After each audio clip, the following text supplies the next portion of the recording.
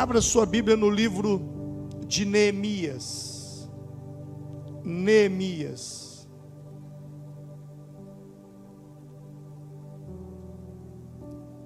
Livro de Neemias. Capítulo de número 1. Domingo pela manhã eu ministrei sobre esse livro. E o livro de Neemias, ele nos fala da restauração dos muros, da restauração da cidade de Jerusalém. E eu ministrei de manhã, e à noite eu fui para a cidade de Pains, onde nós ordenamos ali uma pastora para estar servindo junto ao pastor Diego, a pastora Renata.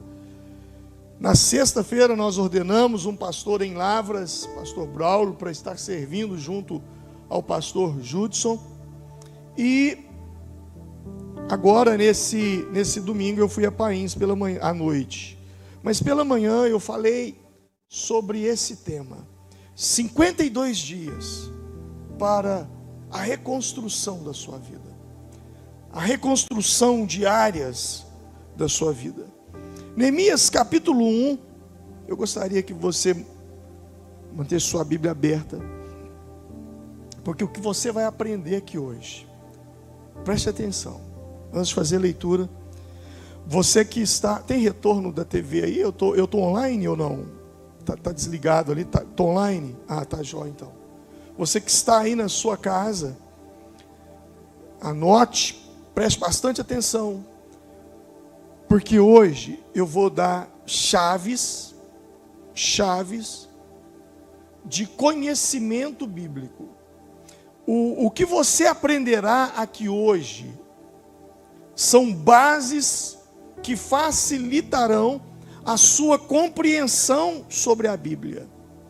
Após esse culto de hoje, quando você ler a Bíblia, você terá uma dimensão muito ampla no conhecimento da palavra.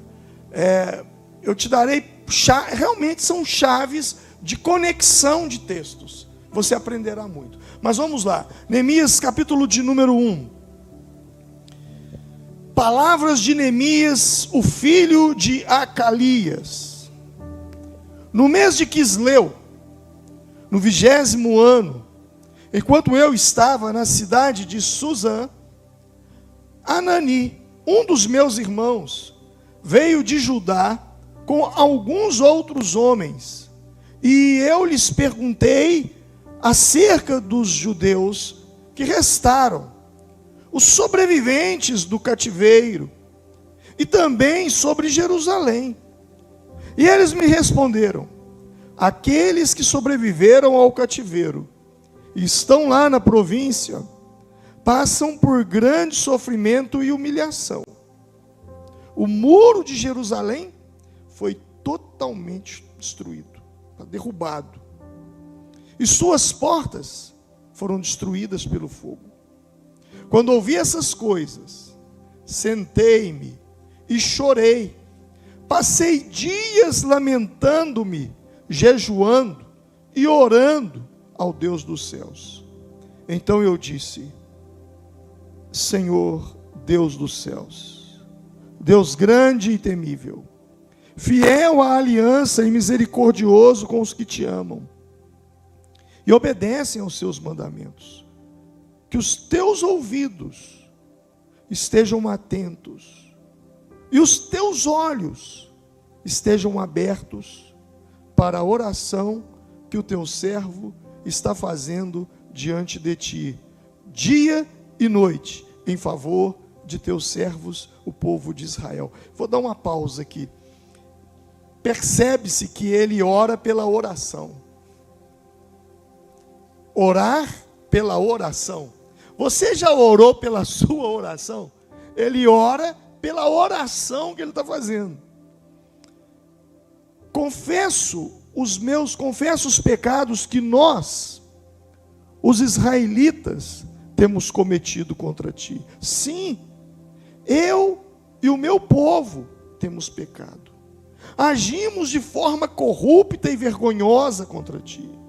Não temos obedecido aos mandamentos, aos decretos e às leis que destes ao teu servo Moisés. Lembra-te agora do que disseste a Moisés, teu servo. Se vocês forem infiéis, eu os espalharei entre as nações, mas se voltarem para mim, obedecerem os meus mandamentos e os puserem em prática, mesmo que vocês estejam espalhados pelos lugares mais distantes debaixo de Israel, de lá eu os reunirei e os trarei para o lugar que escolhi para estabelecer o meu nome. Estes são os teus servos, o teu povo. Tu o resgatastes com o teu grande poder e com o braço forte. Senhor, que os teus ouvidos estejam atentos à oração deste teu servo e à oração dos teus servos, que tem prazer em temer o teu nome. Faze com que hoje este teu servo seja bem-sucedido, concedendo-lhe a benevolência deste homem. Nessa época, eu era o copeiro do rei. Versículo 1 do capítulo 2. No mês de Nissan, no 20º ano do rei Artaxerxes, na hora de servir-lhe vinho, levei ao rei. Nunca antes eu tinha estado triste na presença dele. Por isso o rei me perguntou: por que o seu rosto parece tão triste, se você não está doente? Essa tristeza só pode ser do coração. Com muito medo eu disse ao rei: o que o rei viva para sempre. Como não estaria triste o meu rosto, se a cidade em que estão sepultados os meus pais está em ruínas, e as suas portas foram destruídas pelo fogo? O rei me disse: o que gostaria de pedir? Então orei ao Deus dos céus e respondi ao rei: se for do agrado do rei, e se o seu servo puder contar com a sua benevolência, que me deixe ir à cidade onde meus pais estão enterrados, em Judá, para que eu possa reconstruí-la. Então o rei, estando presente, a rainha, sentada ao seu lado, perguntou-me: quanto tempo levará a viagem? Quando você voltará? Marquei um prazo com o rei e ele concordou que eu fosse. Amém. Mulher detalhista, né? Mulher detalhista. Só uma mulher para fazer essa pergunta. Quanto tempo você levará de viagem? Quando você voltará? O rei nem estava pensando nisso. Eu quero falar um pouco sobre o contexto do livro de Neemias. Mas antes, deixa eu te dizer algo. O livro de Neemias é uma das maiores literaturas universais sobre liderança. O livro de Neemias, ele contém os princípios de liderança. Esse livro, ele é fantástico.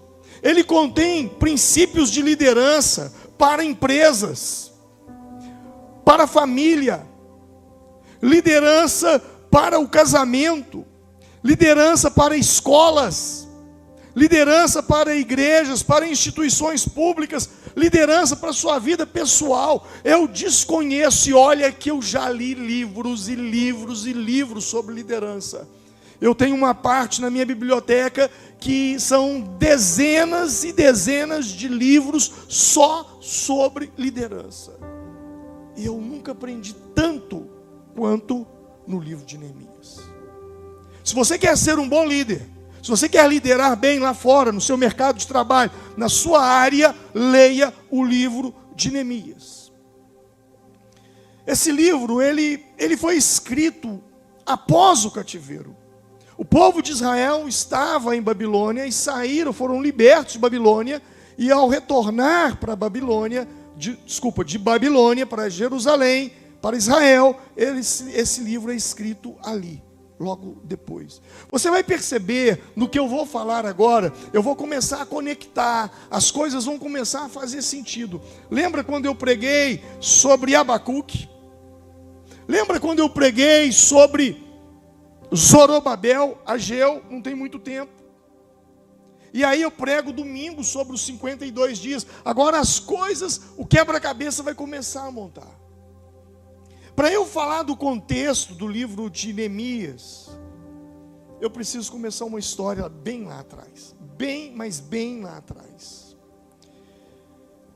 Quando Israel toma uma decisão por optar por um rei, e Deus então lhes dá Saul como rei, foram 120 anos de reinado. Saul reinou 40 anos. Quando Davi assume o trono, Davi reina mais 40 anos. E depois da morte de Davi, Salomão assume o trono. E Salomão então ele reina mais 40 anos. No ano de 931 a.C., Salomão ele morre. E a morte de Salomão, quando Salomão morre, a sua morte, o assumir o trono, causa um problema gravíssimo sobre Israel. Por quê?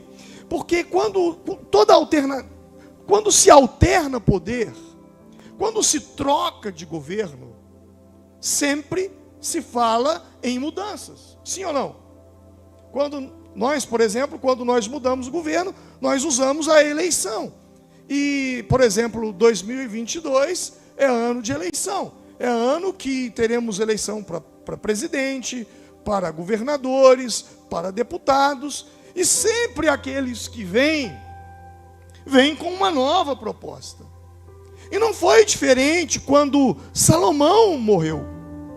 E eu digo que a morte de Salomão, ela gerou algumas situações. Por quê? Porque o governo de Salomão, embora Salomão fosse o homem mais sábio, mas sabedoria custa. Você sabia disso? Sabedoria custa. O governo de Salomão foi um governo de muito luxo. Quando você olha o palácio de Salomão, as coisas que ele construiu, o templo, foi um governo de muito luxo, de muita pompa. E quando você tem um governo de muito luxo e de muita pompa, alguém paga a conta. Alguém paga a conta. E quem paga a conta são os contribuintes. É você, sou eu. Há pouco tempo atrás, o nosso ilustríssimo, supremo, todo-poderoso STF,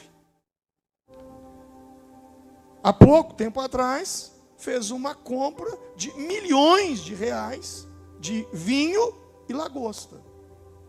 Isso saiu do bolso de quem? Do seu, do meu. Então não foi diferente com Salomão. Quando Salomão morre, e agora o seu filho vai assumir o lugar, Roboão assume o poder. Roboão, ele se assenta com os anciãos e dizem: olha, o que vocês acham que eu devo fazer? E os anciãos disseram: olha, há muito imposto. O povo já não suporta mais de imposto. Diminui a carga tributária, diminui os impostos sobre as pessoas. Porque para manter todo aquele governo havia impostos. E ele então ouve os anciãos, mas não se contenta, busca um conselho nos jovens. E diz para os jovens: olha, os anciãos estão mandando eu diminuir imposto. O que vocês acham que eu devo fazer? Os jovens disseram assim: fala o seguinte, fala que a grossura do braço do seu pai será da grossura do seu dedo mínimo. Dá mais imposto ainda.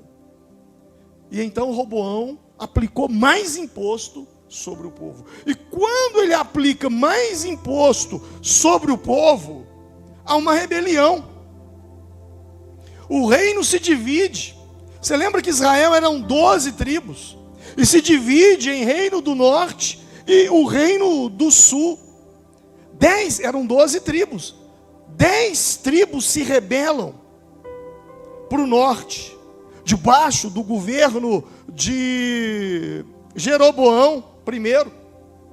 E então o reino do norte, com 10 tribos, se rebela, e o reino do sul, com a capital em Jerusalém, fica com o filho de Salomão, com Roboão.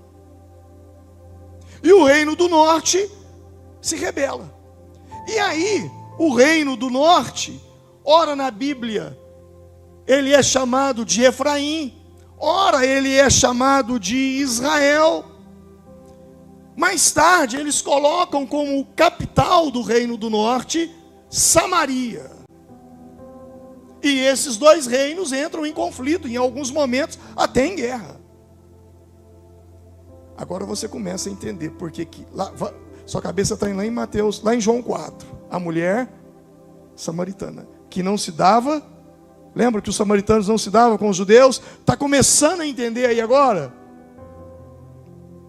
Então, há uma divisão no reino.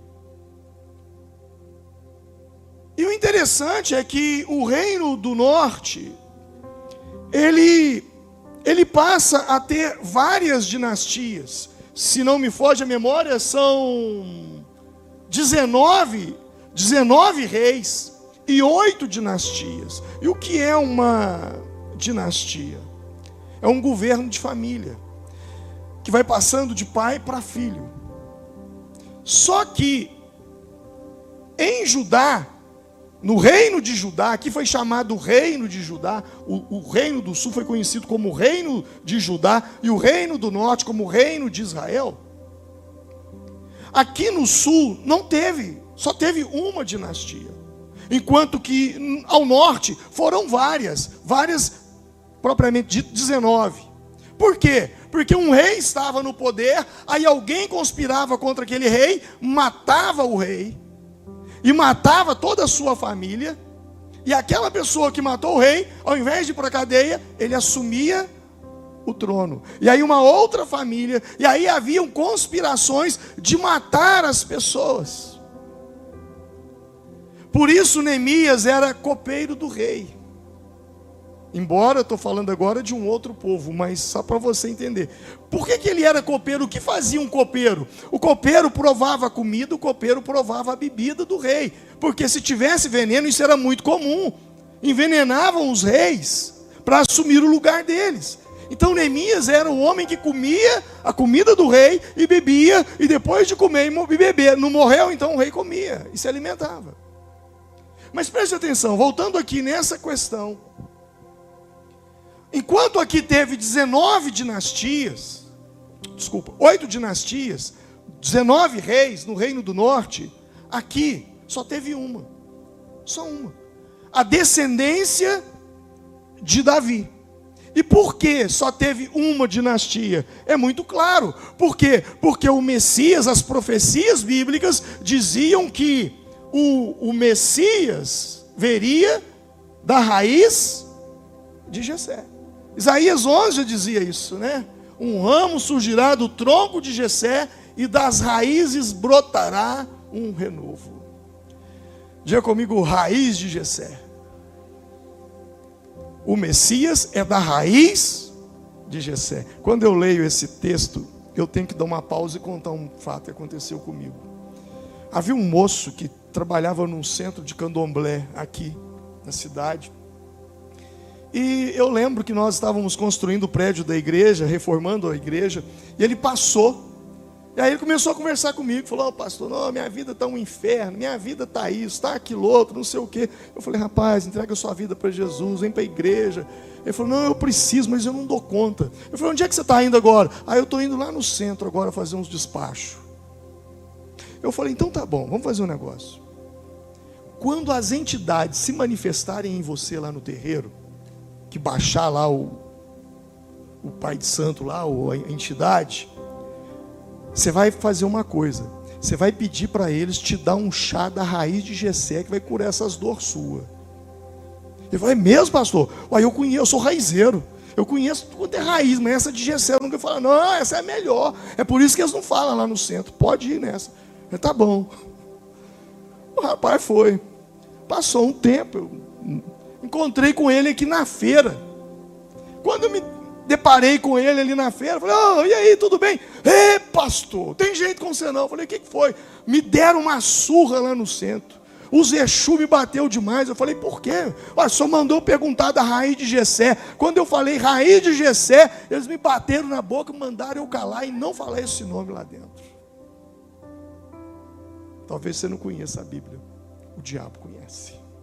Ele sabe o que é raiz de Jessé.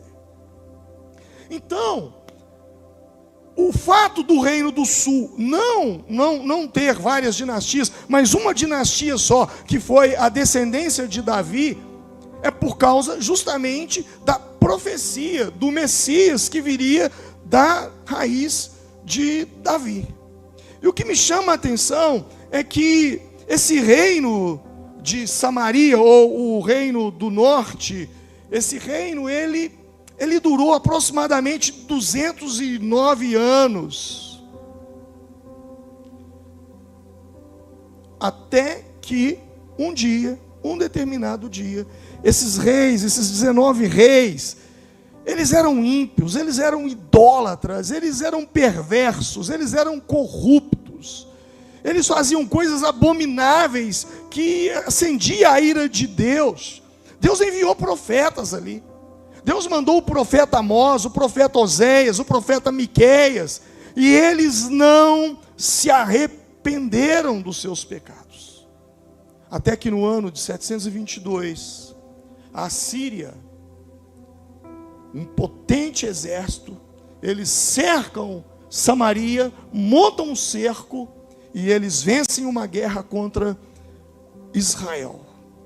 E eles acabam, eles varrem do mapa o reino do norte. Israel foi levado exilado para a Síria. E muitos assírios se casaram com judeus, e lá eles aprenderam a religião assíria. Por isso, quando eles voltam de novo para Samaria, havia essa encrenca entre samaritanos e judeus. Mas eles ficaram ali escravizados. E enquanto eles estavam escravizados lá na Síria, o reino do sul, governado por Jerusalém, por descendentes de Davi, ele era um reino de altos e baixos. Tinha reis bons que serviam a Deus, mas morriam seus filhos, ficavam no seu lugar e não faziam a mesma coisa, pecavam contra o Senhor enviava profeta para falar, pregar contra o pecado daquele povo, eles se arrependiam, Deus restituía, mas chegou um momento em que a ira de Deus veio contra eles. Por quê? Porque eles não se arrependeram. Eles não se arrependeram. E por que eles não se arrependeram? Porque aqui em Jerusalém estava o templo. Estava a Arca da Aliança. E eles transformaram o templo numa espécie de amuleto da sorte. Não, podemos pecar, podemos fazer o que quiser. Deus jamais vai permitir acontecer conosco o que aconteceu com o reino do norte, que a Síria destruiu. Jamais. Nós temos o templo, nós temos a Arca da Aliança. Eles começaram a idolatrar o templo. Eles transformaram o templo num amuleto, como se Deus fosse protegê-los por causa daquilo. Mas eles entraram no pecado de idolatria tão grande que Deus falou, tudo bem, vocês querem idolatria? Então eu vou mandar vocês para uma terra de idolatria. E aí, sabe o que aconteceu? Deus permitiu que a Babilônia, os babilônicos, Nabucodonosor e seus exércitos, viessem contra Jerusalém, contra o reino do sul, e sitiasse a cidade. E no ano 606, Nabucodonosor, ele cerca Jerusalém, e naquela batalha, ele captura os nobres de Jerusalém, e leva cativo para a Babilônia. Dentre eles estava Daniel, Sadraque, Mesaque, Abnego, Nomes que depois foram dados lá. Esses homens, eles foram levados para lá. Mas Nabucodonosor não conseguiu ainda derrubar Jerusalém. Então, no ano de 596, ele faz outro cerco, uma batalha duríssima, mas ele ainda não consegue destruir Jerusalém. E ele leva muita gente escravo. Observe que o exílio de Israel para a Babilônia foi se dando em levas. A primeira leva, a segunda leva. Quando foi no ano de 586, ele volta e aí ele destrói o templo, ele destrói os muros de Jerusalém, ele destrói a cidade, ele queima as casas, ele acaba com tudo, ele não deixa pedra sobre pedra naquele lugar. A cidade fica completamente assolada, para se cumprir a profecia do profeta Jeremias, que disse no capítulo 29, verso 10: assim diz o Senhor, quando se completarem os 70 anos da Babilônia, eu cumprirei a minha promessa em favor de vocês, de trazê-los de volta para este lugar. Mas eles ficaram 70 anos escravizados lá em Babilônia. Jeremias foi um profeta que profetizou na época da tomada do cerco e depois do cerco de Jerusalém. Eles foram levados em 586. Para a profecia cumprir, o último cerco foi em 500, o primeiro foi em 586. Para a profecia de 70 anos se cumprir, então 586. Você há de convir comigo que no Antigo Testamento, antes de Cristo, é uma contagem regressiva. Então é 586 menos 70. Vai dar o quê? 516. A libertação deles, segundo Jeremias, aconteceria então no ano de 516. E lá eles ficaram 70 anos como escravos. E quando eles chegaram ali, eles estavam muito bravos. Eles estavam assim, sabe, sangue, como diz o mineiro, sangue nos olhos. E aí eles escrevem o Salmo 137. Lembra do Salmo 137? Junto aos rios de Babilônia nos sentávamos e choramos com saudade de Sião, e ali nos salgueiros penduramos as nossas harpas, e ali os captores pediam-nos canções, os nossos opressores exigiam canções alegres, dizendo: cantem para nós um cântico de Sião, e nós respondíamos: como poderemos cantar canções ao Senhor numa terra estranha? Se eu esquecer de ti, Jerusalém, que esqueça a minha destra da minha esquerda. E eles estavam com tanto ódio dos judeus, dos babilônicos, que eles dizem o seguinte no versículo 8: ó cidade de Babilônia, destinada à destruição, feliz aquele que lhe retribuir o mal que vocês nos fez. Feliz aquele que pegar com os seus filhos e os despedaçar contra uma pedra, contra uma rocha. Eles estavam dizendo: nós vamos nos vingar. Tudo que vocês fizeram conosco, nós vamos acabar com vocês. Mas passou 1 ano, 2 anos, 10 anos, 15 anos, e eles começaram então a se aculturar na Babilônia. E é assim, e é assim. Você lembra quando você começou a usar máscara? Você achou ruim demais. Agora você já acostumou. É assim que impõe-se, ainda embora que são 2 anos, mas te dá mais 4, 5 anos de máscara, você vai acostumar. Os governos, é assim que se toma uma nação. Hoje, por exemplo, existe uma série de ideologias que estão tentando ser colocadas goela abaixo. E nós estamos resistindo. Mas vai chegar um momento que as pessoas vão dizer: é normal. É normal. Antigamente a gente via uma morte e falava: meu Deus, morreu uma pessoa. E tomava um susto. Hoje morre 10, 15, e fala: morreu só 10 hoje, só 15. A gente vai acostumando.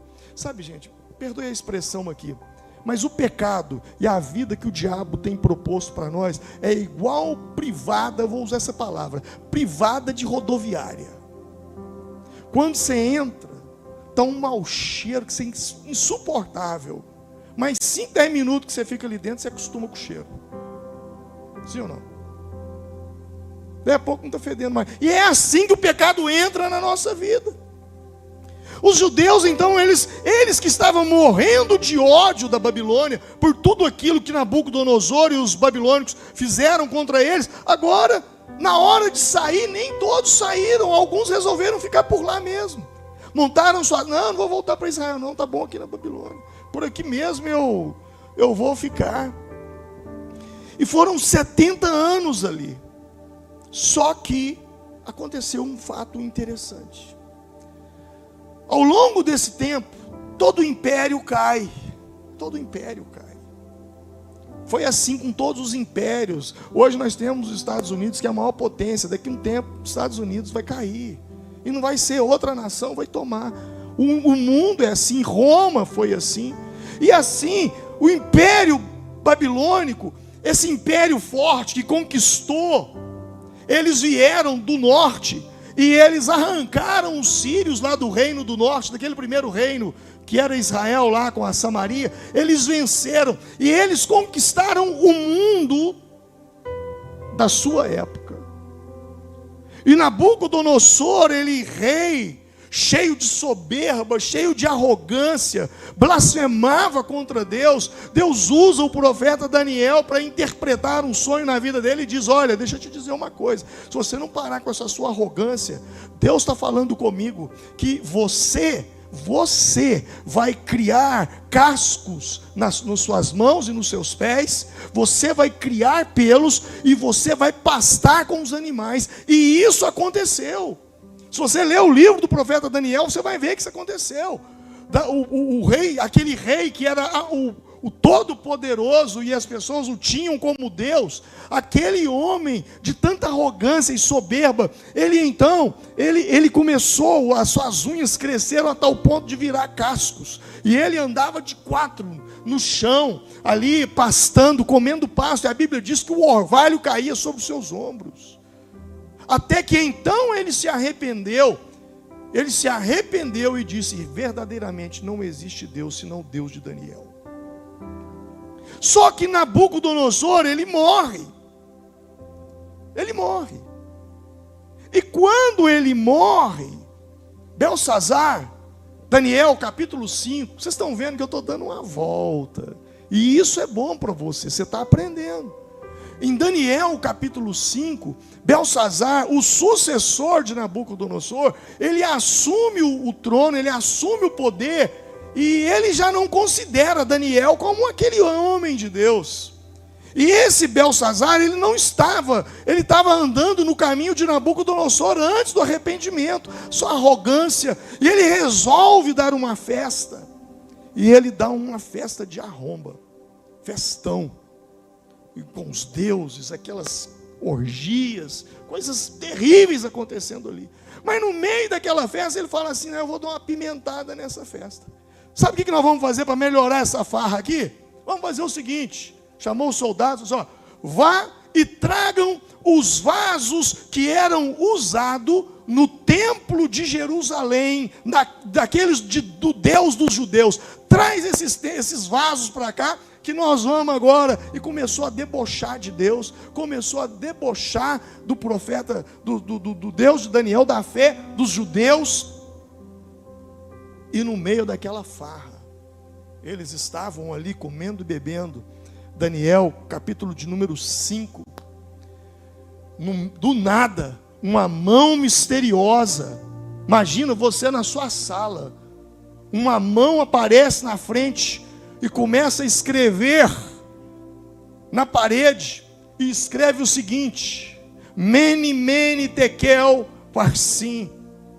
Sabe, e eles ficaram loucos, eles ficaram impressionados com aquela visão, eles não sabiam o que significava aquilo, e eles então chamaram o profeta Daniel, e Daniel veio. Daniel 5:25 diz: essa é a inscrição que foi feita, Mene, Mene, Tekel, Parsim. Este é o significado dessas palavras. Mene, Deus contou os dias do teu reinado e determinou o teu fim.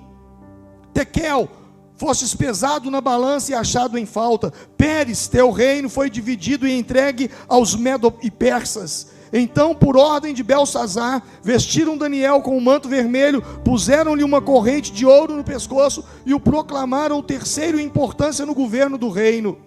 Naquela mesma noite, Beltsazar, rei dos babilônios, foi morto, e Dario, o Medo, apoderou-se do reino com a idade de 72 anos. Sabe o que aconteceu? Segundo a história, os medos persas, os persas, na verdade, conquistaram os medos e formaram uma grande potência, o maior armamento, o maior poderio.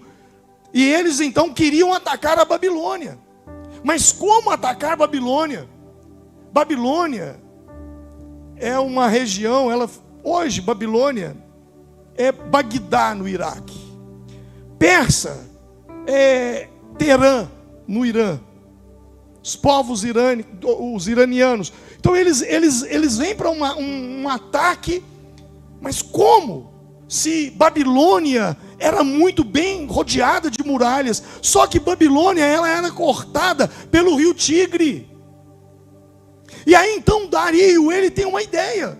Ele separa um grupo de soldados, de homens, e olha na região, vê um lago seco, um lugar onde havia sido lago, mas agora estava seco. Você vai estudar isso em história. E aí eles cavam e começam a desviar a água do rio Tigre, e cumpre-se uma profecia do livro de profeta Isaías, que o rio Tigre iria secar.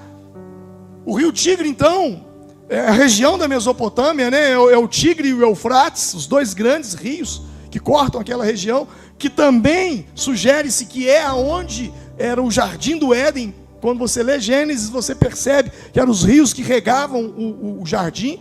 Então o Jardim do Éden provavelmente foi por ali. E agora, com o desvio dos rios e os pelotões, as tropas todas lá de madrugada, enquanto isso o rei fazendo a festa e debochando de Deus, aquela coisa toda, eles conseguem desviar o rio. Então surge o buraco, né, o leito, a calha do rio, sem água, com pouquíssima água, e eles então, aqueles pelotões de exércitos persas entram para dentro de Babilônia, e naquela noite eles mataram Beltsazar, ele foi morto. E ali, agora, a partir daquele momento, a Babilônia, que era a potência, já não é mais. Quem assume o poder agora é o povo medo-persa. Só que os persas, eles não tinham uma filosofia, e é nisso que eu vejo a soberania de Deus, gente. Sabe, às vezes a gente fica desesperado com as coisas que estão acontecendo no Brasil e no mundo, mas saiba de uma coisa: Deus está no controle de tudo, Deus é soberano. Quando os persas derrotam a Babilônia e eles assumem o poder, os persas, eles tinham uma filosofia diferente, uma filosofia política diferente. Por exemplo, quando a Babilônia, eles conquistavam um povo, eles aprisionavam aquelas pessoas e levavam as pessoas para a Babilônia, para que lá na Babilônia eles aprendessem a cultura babilônica e ficassem servindo na Babilônia. Deixa eu dar uma pausa aqui. É interessante falar um pouco sobre isso. A Babilônia, por pior que tenha sido, ela fez bem para os judeus. Por quê? Porque, embora eles estando num país extremamente idólatra, foi ali então que eles disseram: não dá para ser idólatra mais. Eles abandonaram a idolatria. E outra curiosidade que é importante você saber: quando agora que eles estão na Babilônia, eles não têm o templo, porque o templo foi destruído em Jerusalém. Então eles começaram a criar pequenas comunidades para estudar as Escrituras, e que existem até hoje, que são as chamadas sinagogas. Você já ouviu falar em sinagoga? As sinagogas nasceram na Babilônia. Mas agora os persas, eles invadem, tomam Babilônia. Só que a filosofia dos persas era diferente. Quando eles invadiam uma cidade, e eles conquistavam uma cidade, ao invés de eles levarem as pessoas escravas, como os babilônicos faziam, não. Eles instituíam sátrapas, e tem outros nomes ali, de governantes, que ficavam como fiscais. Eles nomeavam um governador do próprio povo, e não tiravam ninguém das suas terras. Como essa era a filosofia deles, então agora para que se cumprisse as palavras do profeta Jeremias, 70 anos, os judeus começam a voltar para suas terras. Interessante é que eles foram 70 anos e a profecia se cumpriu. O Império Babilônico ele cai e agora os judeus voltam. E como eles tinham saído de Israel para a Babilônia em 3 levas, agora eles começam a voltar novamente em 3 levas. E a primeira leva de judeus que volta, ela volta liderada por Zorobabel. E quando Zorobabel volta, a cidade destruída, Zorobabel então, ele tenta um movimento para reconstruir o templo. Você lembra que eu preguei sobre isso, não faz muito tempo. Isso foi no ano de 516. E ele então, ele tenta reconstruir o templo, porém, os samaritanos vêm ao encontro de Zorobabel e falam assim: nós queremos reconstruir com vocês. Nós vamos reconstruir os muros, vamos reconstruir o templo. E aí, Zorobabel, não, vocês não podem. Porque vocês não são um povo puro. Vocês não são judeus puros. Vocês são mestiços. E outra coisa, vocês adotaram uma religião assíria, e o que vocês querem é prostituir o judaísmo, então não vamos permitir. E como eles não permitiram os samaritanos ajudar na reconstrução do templo, os samaritanos então, o que eles fizeram? Eles mandaram uma carta para o rei Xerxes, dizendo o seguinte: olha, os judeus que vieram, eles estão se rebelando, estão construindo o templo para se rebelar contra você. E o rei Xerxes então baixa um decreto e diz: ninguém vai mexer nesse templo, ninguém vai reconstruir. E aí o povo desanimou, e cada um foi cuidar da sua vida. Os sacerdotes foram cuidar das suas vinhas, das suas lavouras, e acabou. Sabe o que acontece? Aí vem Ageu, e Ageu começa a profetizar: olha, aquele que come não se sacia, aquele que bebe, aquele que se veste não se aquece, e aquele que recebe salário recebe para colocar num saco furado. Por quê? Porque vocês não estão preocupados com a casa do Senhor. Ageu foi um profeta que trabalhou justamente nessa época, juntamente Ageu, Zacarias, motivando o povo a reconstruir. Mais tarde vem uma outra leva de judeus, e eles vêm liderado por Esdras. E Esdras já vem com uma aplicação da lei, ensinando a lei, ensinando a palavra. E por último então, aí vem os terceiros, que vêm liderados por Neemias. No ano 444, Neemias então volta para reconstruir os muros de Jerusalém. Pensa, 120 anos entre aqui e aqui, já tinha uma faixa etária, um período de 120 anos, que eles, com os 70 anos que eles saíram lá da Babilônia, contando com os 70 anos. Imagina uma cidade destruída há 70, imagina a cidade de Formiga destruída há 70 anos.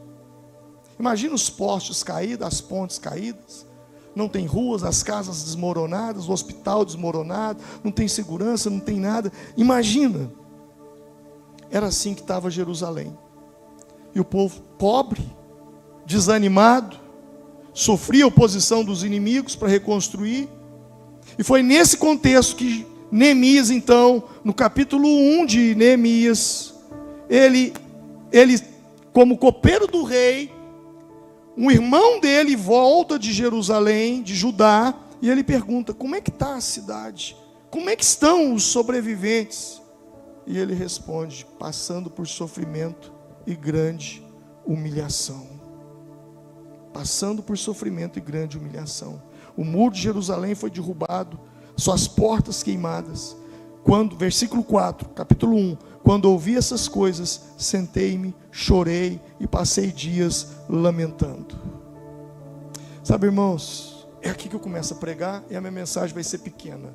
Ela vai ser como aquelas tempestades, rápida, mas forte. É justamente aqui que eu começo a entender que Deus quer tornar você uma pessoa realizada na vida.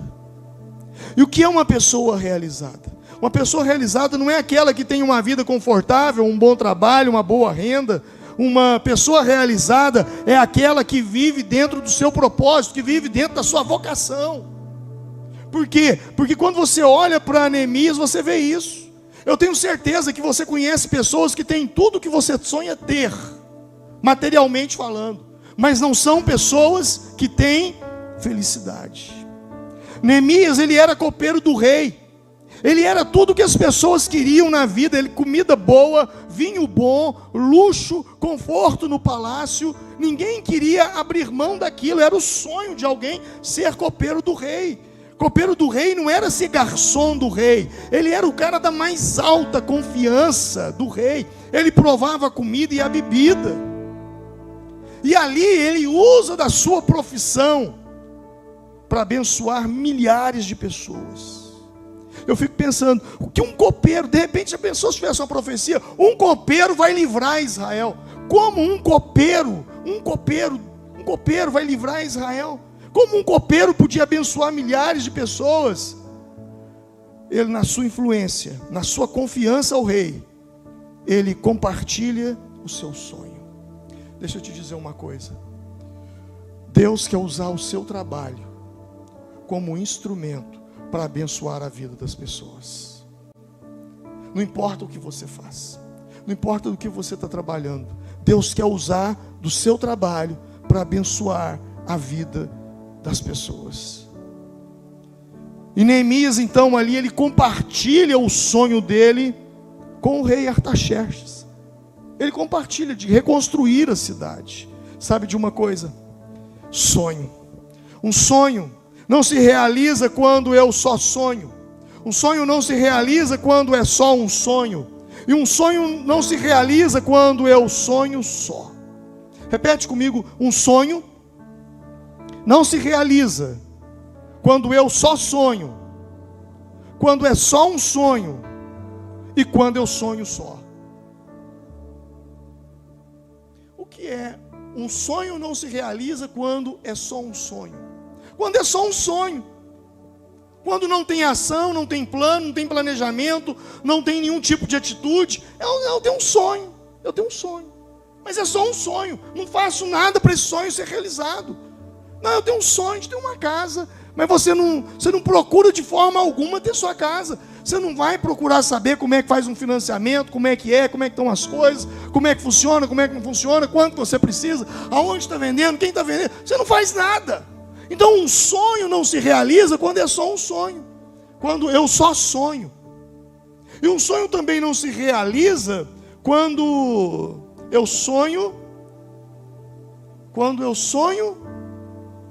só um sonho.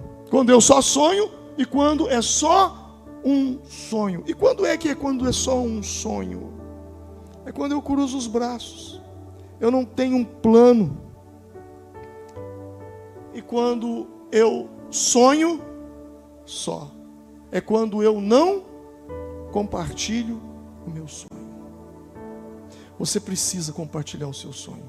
Mas preste atenção, você precisa compartilhar o seu sonho com pessoas certas. Porque se você fizer igual José, foi compartilhar sonho com pessoa errada, a vida dele foi um inferno de perseguição por causa de um sonho. Lembra?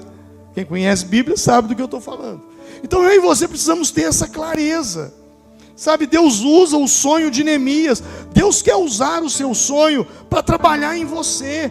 O sonho, ele ativa o poder de Deus em nossas vidas. A pessoa mais pobre do mundo não é aquela que não tem uma casa para morar, não tem um prato de comida para comer, nem tem uma roupa para vestir. A pessoa mais pobre do mundo é aquela que não tem um sonho. Porque se ele tiver um sonho, ele pode estar vivendo uma miséria hoje, mas se ele tiver um sonho, esse sonho vai ativar dentro dele para ele ser realizado, para tirá-lo daquela miséria, daquela vida que ele vive.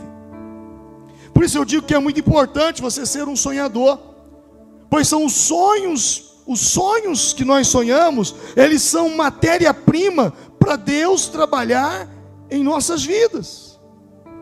São os sonhos do nosso coração que Deus usa para nos ensinar. São os sonhos do nosso coração que Deus usa para nos desafiar, para nos elevar a um novo nível de fé, para nos testar, para nos atrair até Ele. Deus usa os sonhos para isso.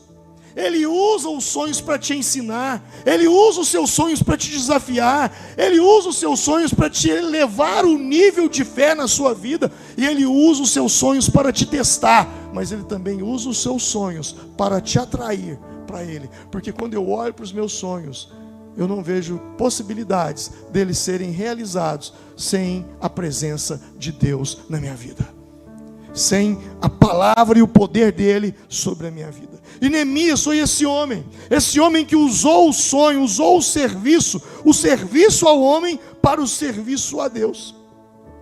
Ao ouvir a situação do povo, ele chora. Ao ouvir a situação do povo, ele ora, ele jejua. Ei, deixa eu te fazer uma pergunta: até que ponto o drama das pessoas com as quais você convive mexe com você?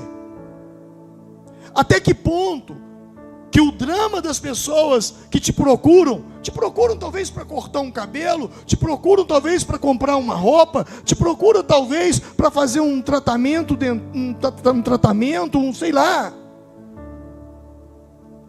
Até que ponto a miséria, eu falo miséria de vida, as dores e o sofrimento dessas pessoas mexe com você? Porque Neemias estava bem demais, a vida dele estava top demais, ele tinha tudo o que queria, mas ele não estava satisfeito por dentro. E quando ele ouve que a situação daquelas pessoas, aquilo mexe com a vida dele, aquilo mexeu com ele. Ao ouvir a situação, a vida dele muda. Então eu te faço essa pergunta: até que ponto as pessoas que te procuram para um serviço seu mexem com você? Até que ponto você ora por elas, você jejua por elas? Até que ponto você vai além da sua profissão, tentando levá-las para Cristo, levar o Evangelho, convidá-las para uma célula? Até que ponto?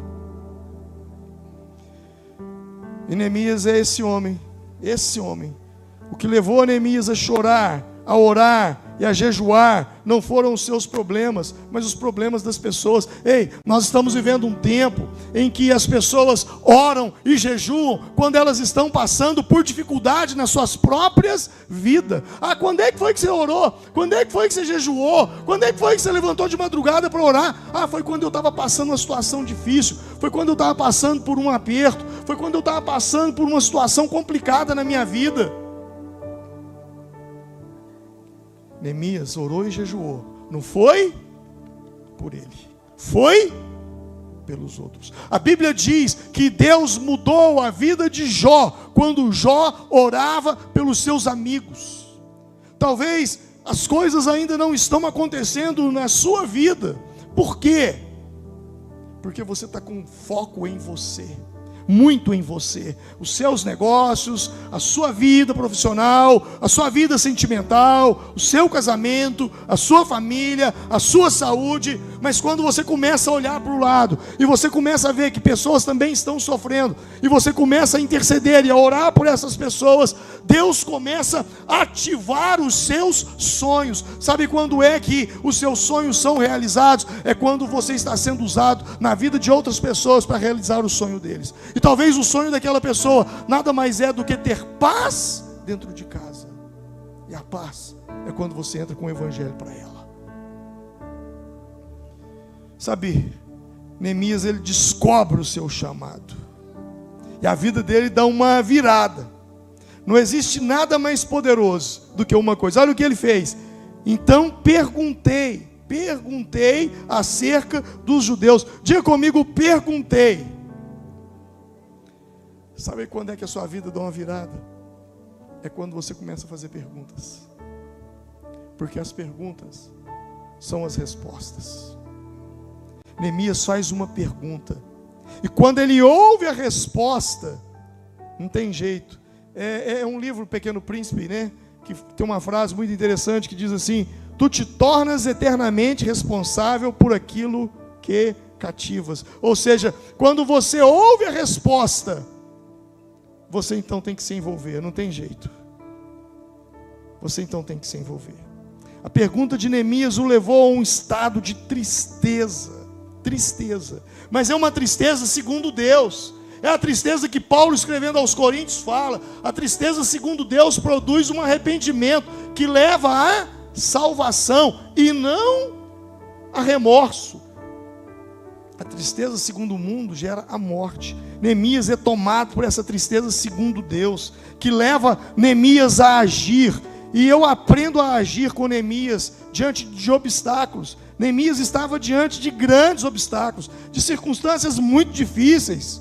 Ele precisava da permissão do rei, ele precisava da mobilização do povo, ele tinha o ataque dos inimigos, ele tinha a dureza da obra, ele tinha a pobreza e o desânimo do povo. Mas eu aprendo uma coisa. E que coisa que eu aprendo com Neemias? O que fazer quando o desafio é maior que você? O que fazer? No capítulo de número 6 de Neemias, no versículo 15, o texto diz assim: o muro ficou pronto no 25º dia de Elu, em 52 dias. Diga comigo, o muro ficou pronto em quantos dias? Em quantos dias? 52 dias. 52 dias. Dá para Deus mudar a sua história. Dá para Deus mudar áreas da sua vida que estão destruídas. Deus pode fazer isso. Mas o que me chama a atenção é que os 52 dias foram 52 dias de trabalho árduo, de oposição ferrenha, uma batalha violenta ali acontecia com eles. Uma batalha tão grande que olha só como é que eles faziam. Daquele dia em diante, enquanto a metade dos meus homens fazia o trabalho, a outra metade permanecia armada de lanças e escudos, arcos e couraças. Os oficiais davam apoio a todo o povo de Judá que construíam o muro. Aqueles que transportavam material faziam o trabalho com uma mão e com a outra seguravam uma arma. Imagina você com uma mão, imagina, uma mão uma colher de pedreiro e na outra mão uma arma de guerra, porque os inimigos podiam vir para destruí-la a qualquer momento. Agora, quando eu falo o que me chama a atenção, foi 52 dias, mas o que mais me chama a atenção não é isso. Olha aqui para vocês verem uma coisa, versículo 2 do capítulo 1, olha aí. No mês de Quisleu, no 20º ano, enquanto eu estava na cidade de Suzã, a cidadela de Suzã, que depois vocês vão conhecê-la numa outra passagem lá de Esther. Mas o que me chama a atenção é que versículo 4, sentei-me, chorei, passei dias, jejuando e orando ao Deus dos céus. Veja bem, o muro ficou pronto em quantos dias? 52 dias. Agora olha aqui, no mês de Quisleu, no 20º ano, capítulo 2, versículo 1, no mês de Nissan, do 20º ano, o rei Artaxerxes, na hora de servir, aqui no mês de Nissan, é que ele conversa com o rei. O que isso aí me ensina? Sabe o que isso aí me ensina? O seguinte: na verdade, quando a gente vê as pessoas sendo vitoriosas, a medalha de ouro, o troféu no campo de futebol, nas Olimpíadas, as pessoas subindo ao pódio como o vencedor, na verdade, aquela medalha de ouro, aquele troféu que nós vemos, são apenas reconhecimento. Mas como assim? Reconhecimento do que foi feito fora de holofotes. As grandes conquistas da vida são feitas, como Jesus nos ensinou em Mateus 6,6. E tu, quando orares, entra para o teu quarto, fecha a porta e fala com teu pai que está em secreto. A Bíblia diz aqui no versículo 1, capítulo 1, no versículo 4, que ele chorou, jejuou e orou. Quanto tempo? Versículo 2 do capítulo 1, no mês de Quisleu. Aqui no capítulo 2 ele conversa com o rei, no mês de Nissan. Você sabe quanto tempo é de Quisleu a Nissan? 4 meses. O muro ficou pronto realmente em 58 dias. Mas para que acontecesse esses 58 dias, primeiro aconteceu 4 meses de oração, de jejum e de choro na presença de Deus. E nós, muitas vezes, nós só oramos e jejuamos porque amanhã eu tenho uma batalha, amanhã eu tenho uma luta, amanhã eu tenho um exame para fazer e eu não sei como é que vai ser, eu estou preocupado, vou orar e jejuar para o exame de amanhã. Amanhã eu tenho um concurso para prestar, vou orar e jejuar pelo concurso de amanhã. Amanhã eu tenho que tomar uma decisão, vou orar e jejuar pela decisão. Ei, com Neemias não foi assim. Foram 4 meses de oração e jejum. 4 meses sem holofotes. 4 meses como aquele que nada numa piscina sozinho, tentando quebrar os seus próprios recordes, sem luz, sem holofotes, sem aplausos, sem ninguém. Sobre aquele que, como Cristiano Ronaldo, que é um atleta muito conhecido, que quando todos param de treinar e vai embora, ele continua ali treinando. Para quê? Para ser um dos melhores jogadores do mundo. Quando você vê o cara jogando ali em campo, você fala, esse cara é fera demais. Na verdade, eles chamam ele de a fera, a besta enjaulada.